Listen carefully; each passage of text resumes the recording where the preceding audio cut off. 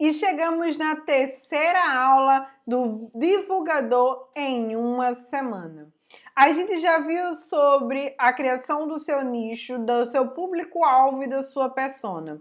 A gente também já conversou sobre identidade visual, onde entra a cor, onde entra a construção de imagem, onde entra as figuras que você vai estar utilizando e também a tipografia.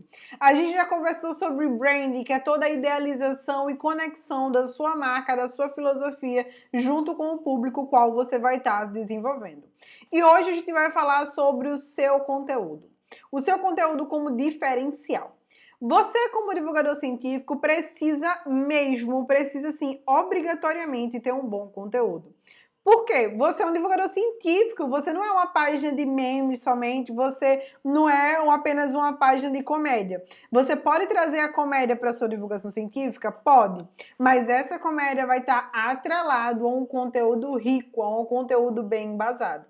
E para isso você precisa cumprir com algumas etapas de extrema importância no seu dia a dia e ao longo da construção do seu conteúdo. A primeira etapa é ler. Você vai ter que ler muito. Se você acha que só porque você está trabalhando, sei lá, com uma rede social, ou se o seu conteúdo ele é uma cartilha para crianças, enfim, você não vai precisar ler muito, você está redondamente enganado, meu filho. Você vai ter que ler, demais mesmo. Sejam livros, sejam artigos científicos, sejam jornais e revistas que são da sua área específica, mas também de outras áreas. Então se prepara para, se você está trabalhando com divulgação científica, você começar a estudar sobre marketing, sobre jornalismo, mas também sobre criatividade, sobre comunicação, sobre persuasão, sobre todas as áreas possíveis que você precisa utilizar dentro da sua área de divulgação científica. E você vai precisar constantemente estar se atualizando em todas essas áreas. Então, ler bastante vai ser uma obrigatoriedade para você. A segunda coisa que eu indico fortemente você fazer é um mapa mental dos conteúdos o qual você vai estar estudando. Seja um mapa mental em um papel e você fazendo ele fisicamente, ou seja utilizando outras plataformas como o Miro ou o MindMaster para construir os mapas mentais. Por quê? Primeiro, isso vai fixar o conhecimento na sua mente. E segundo, isso vai te ajudar a visualizar aquele conhecimento em tópicos e transformar aquele conhecimento em um conteúdo para você estar fazendo divulgação científica. Então, se por exemplo, você está lendo sobre uma espécie específica de aves, você pode pegar aquele artigo científico que você está lendo sobre aves, transformar em um mapa mental. Não precisa ser desenhado nem nada, mas só de você anotar os tópicos já é algo extremamente importante. E depois você pode transformar isso num conteúdo rico. E lembrando que isso vai te permitir fazer um máximo de tipos de conteúdos possíveis. Então você, a partir disso, você consegue gravar um vídeo, você consegue gravar um story, você consegue gravar um Reels ou um TikTok, você consegue fazer um post de carrossel, um post simples de Instagram, consegue fazer uma aula completa ou consegue fazer um curso, a depender da densidade do conteúdo. Você pode também fazer alguma cartilha educativa, você pode criar algum livro, ou você pode, enfim, criar uma infinidade de coisas a partir dos artigos científicos o qual você consome e a partir dos livros o qual você consome. A terceira coisa que você vai precisar aprender é como referenciar isso no seu conteúdo. Então, se você, por exemplo, vai produzir um conteúdo para as redes sociais, elas são muito mais livres na hora de você mostrar de onde vem o seu conhecimento. Então, não obrigatoriamente a sua referência precisa estar nas regras da ABNT ou nas regras de alguma revista científica. Mas ele precisa estar mostrando sim para as pessoas que aquele conteúdo não vem simplesmente das vozes da sua cabeça. Então, quais são as formas que a gente encontra para poder estar referenciando esse conteúdo? Ou você pode colocar o título do conteúdo na legenda de um post, por exemplo, ou o título ou o nome de quem fez a pesquisa. Você pode referenciar ao longo do texto falando, por exemplo, segundo a pesquisa da OMS, entende? Então você já disse que foi uma pesquisa de autoria da OMS. que é um órgão que tem respeito, que tem credibilidade e que as pessoas podem ir lá pesquisar e verificar se a sua informação de fato coincide com a informação dada pela OMS. Você pode colocar também, criar um banco de dados, ou seja, criar uma pasta no Google Drive, por exemplo, e colocar todos os artigos científicos separados por publicações e as pessoas, se alguém pedir, você, olha, tem aqui, você já dá a pasta com todos os artigos científicos. Em blogs, você consegue linkar o próprio artigo, botar o link embedado em uma palavra, no título, ou você pode também seguir as regras da ABNT, ou seja, qual for a revista que você escolher, para colocar uma nota de rodapé só com as referências, tá? Se você está fazendo um conteúdo que ele é para um público mais leigo, eu sempre indico que você não coloque naquela regra de artigo científico de você falou uma frase, essa informação foi tirada de um certo artigo e a gente colocar o nome do autor e o ano. Porque isso fica chato de ler, porque isso não conecta com o público, principalmente um público mais leigo. Então, você referenciar ao final da publicação, ou na legenda da publicação, ou na legenda, ao final de alguma cartilha, vai ser muito melhor. As pessoas que se interessam pela referência vai ter ali o conteúdo referenciado e você não vai se preocupar em ser descredibilizado. Lembrando que quanto mais você tem essa preocupação em trazer também a acessibilidade da referência para as pessoas, mais autoridade você vai estar tendo. Porque as pessoas vão perceber que você de fato teve um cuidado na criação daquele conteúdo. Mas eu já te aviso desde já. Conteúdo de qualidade não significa um conteúdo difícil de ler, difícil de acessar. Não é porque você utiliza vários termos técnicos, não é porque você utiliza algum termo em inglês que significa obrigatoriamente que o seu conteúdo é bom. Pode, na verdade, ser um tiro no pé. Pode ser que o seu público seja um público leigo, seja um público que não tenha muita escolaridade em relação ao inglês, em relação a outras línguas, ou que não tenha muita familiaridade com os termos técnicos, e você vai e utiliza um monte de termo técnico ou um monte de termo em inglês. O seu público não vai se conectar com você, o seu público não vai entender o que você está falando, e aí a divulgação científica não acontece. Lembrando das diferenças entre divulgação, dispersão e difusão científica. Se você não entendeu ainda sobre essas três diferenças, vai no nosso canal do YouTube, porque eu te explico exatamente sobre qual a diferença de cada um deles, tá? Mas você precisa ter isso muito bem visto. Você precisa ser um tradutor do conteúdo. Outra coisa que vai te dar, a quarta coisa que vai te dar muito diferencial no teu conteúdo, é entender de referências universais. E o que eu quero dizer com isso? É você saber linkar um conteúdo científico com um desenho, com uma série, com alguma coisa que faça parte do universo do seu público. Então, se você tem um público que é muito ligado em anime, por exemplo, você pode pegar o seu conteúdo científico e associar esse conteúdo científico com algum anime que ele goste. Você pode associar o seu conteúdo científico com alguma série muito antiga, se o seu público era de séries mais antigas, ou de figuras públicas que remetem a uma certa época. Então, você precisa entender o universo do seu público, você precisa ter a sua persona bem inchada, para que assim você consiga utilizar das analogias. Utilizando de analogias, você consegue levar todo esse conteúdo científico para o dia a dia das pessoas. E, óbvio, para fazer isso, você vai ter que ter empatia, você vai ter que ter muita calma de buscar entender o dia a dia dessas pessoas. Principalmente se o público não é tanto igual ao seu dia a dia. Aí é que você vai ter que ter atenção redobrada para poder entender como é que funciona o dia a dia dessas pessoas e como é que você vai estar se inserindo nisso. E o quinto e maior diferencial do seu conteúdo sempre vai ser você.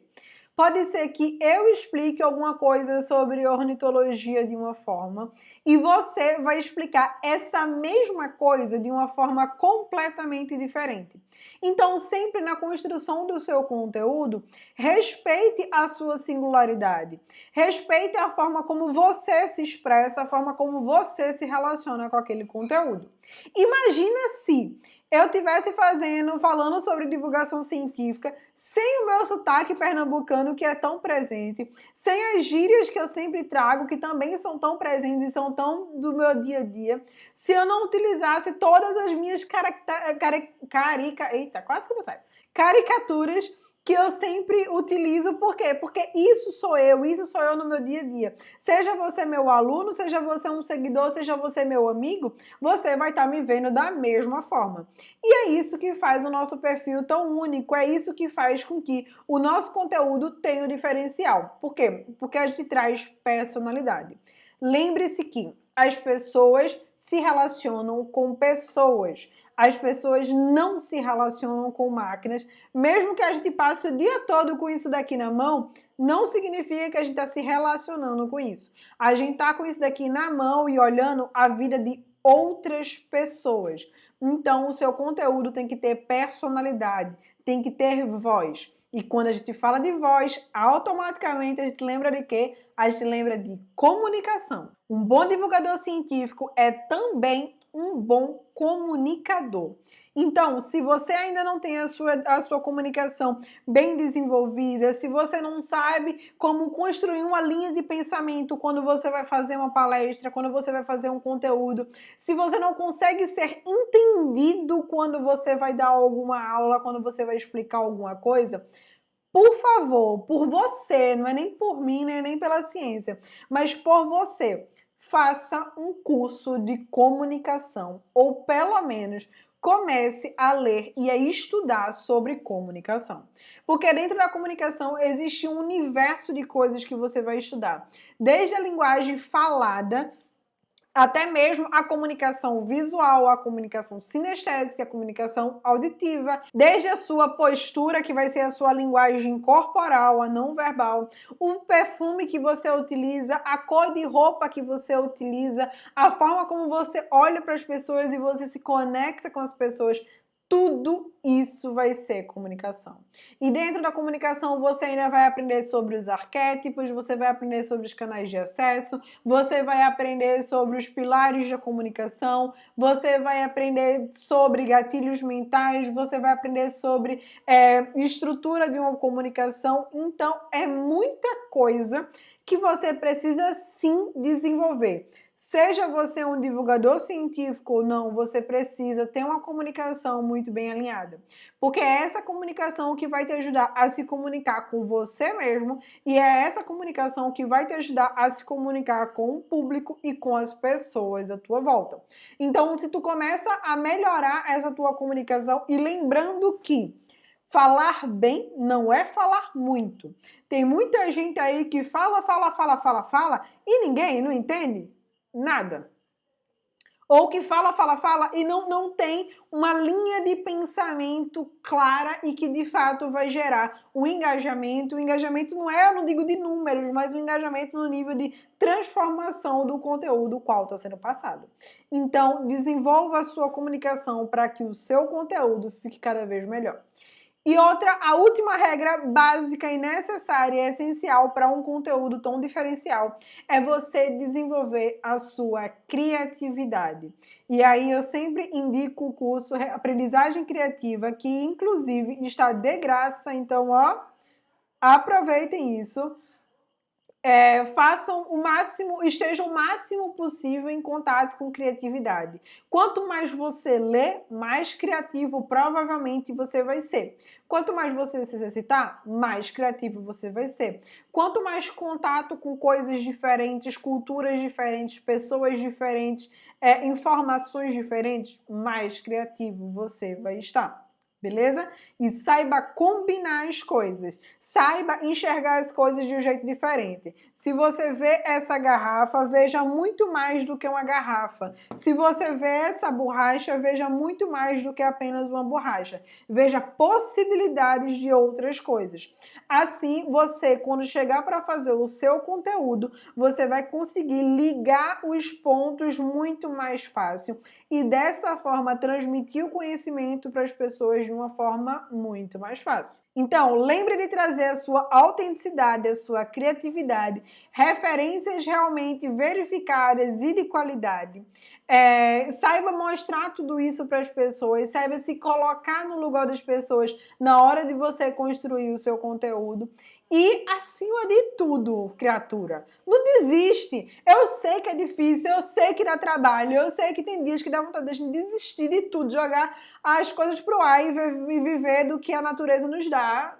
Tenho vontade disso direto. Mas se você quer ser um divulgador científico, se você quer mesmo fazer com que a ciência chegue para mais e mais e mais e mais pessoas, vão ter diversas dificuldades que você vai sim ter que passar, vai ter dificuldades sim que você vai ter que superar. Mas lembra, isso também não significa que você não pode pedir ajuda, tá? Peça ajuda às pessoas próximas ou peça ajuda a pessoas que já têm mais bagagem nessa área. Então conversa com a gente lá no Instagram ou seja qual for a nossa rede social, pede ajuda pra gente ou pede ajuda para alguém da sua área que você realmente admira, porque pedir ajuda também é um ato de amor pelo seu conteúdo, pelo seu público e por você mesmo. Tá certo? Não vai pirar, pelo amor de Deus, não vai pirar, mas constrói um conteúdo de qualidade seguindo todos esses passos. Na descrição desse vídeo eu vou deixar para vocês diversos locais, diversos bancos que você pode pegar artigos científicos, periódicos, enfim, uma infinidade de coisas caso você não conheça. Se você já conhece, perfeito, compartilhe isso com outra pessoa. Mas se você ainda não conhece, já vai estar todo direitinho na descrição desse vídeo todos os bancos de artigos científicos que a gente utiliza.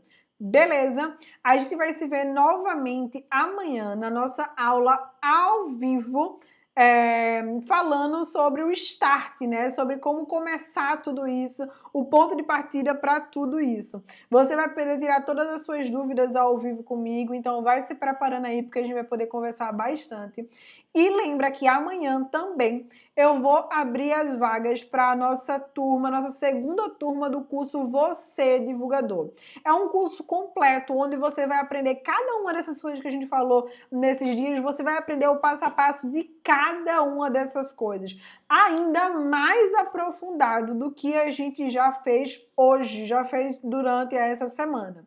Você ainda vai aprender muito mais coisas, ganhar muito mais bônus, você vai ganhar diversas aulas extras, você vai aprender sobre métrica, você vai aprender sobre registro de marca, você vai receber um pacote de vários contratos que você pode estar modelando para o seu negócio. A gente vai falar sobre muita coisa. As vagas vão abrir amanhã e nessa live, só para quem estiver ao vivo, eu vou dar uma oportunidade única e vai durar só enquanto eu estiver ao vivo. A partir do momento que eu desligar o meu vídeo, a oportunidade se encerra e apenas as vagas gerais vão estar abertas durante uma semana para você se inscrever no nosso curso Você Divulgador. Te vejo amanhã.